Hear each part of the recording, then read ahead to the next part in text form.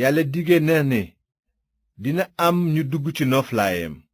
kon ndegam dig boobu mi ngi taxaw ba tey, moytu leen ba kenn ci yéen réer ba du dugg ci noflaay boobu.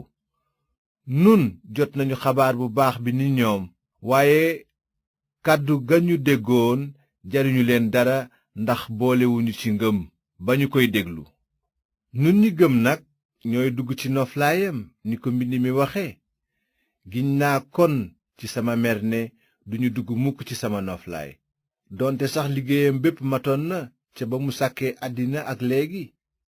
ci lu jëm ci juróom-ñaareelu fan ba, am na fu ñu wax ci mbind mi ne yàlla noppalu na ci liggéeyam bépp ci juróom-ñaareelu fan ba. te it waxoon na ci baat yi ñu jote lim ba noppi, duñu dugg mukk ci sama noflaay. kon am na ñu ci war a dugg ba tey, te ñu jëkkoon a jot xabaar bu baax bi dugg nu ci ndax seen déggadi. noonu ay ati at gannaaw ga yàlla apaat na beneen bés def ko, tey jii bi mu waxee ci gémmiñu Daawuda ca baat yi ñu jot a lim. bu ngeen déggee tey jii baatu yàlla bi bu leen dëgër bopp. su Yosuwe dugaloon sunu maam ya ca noflaayu yàlla ba, kon ginnaaw gi yàlla du wax dara ci lu jëm ci beneen bés. kon ba tey yàllaa ngi dencal ay gaayam noflaay bu nuroog noflaayu yàlla ci juróom-ñaareelu fan ba. ndaxte képp ku mës a dugg ca noflaayu yàlla noppalu na ci ay jëfam ni yàlla. nanu farlu boog ngir dugg ci noflaay boobu, ba kenn bañ a déggadi ba daanu ni maam ya ca màndiŋ ma. xam nanu ni kàddug yàlla mi ngi dund te am na doole, moo gën a ñaw jaasi ñaari boor.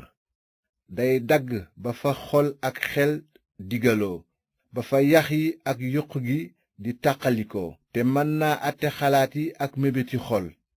te itam amul mbindeef mu mën a nëbbu yàlla, waaye lépp ubbeeku ba ni fànn ci bëti ki nu war a àtte. gannaaw am nañu sëriñ bu màgg a màgg bu àgg ba ca kanamu yàlla, di Yeesu doomu yàlla ji, nanu jàpp bu dëgër yoon wi nu gëm. sëriñ bu màgg bu nu am du ku mënula bokk ak nun sunuy naqar. moom sax far jaar na ci nattu ni nun ci bépp fànn, waaye deful bàkkaar.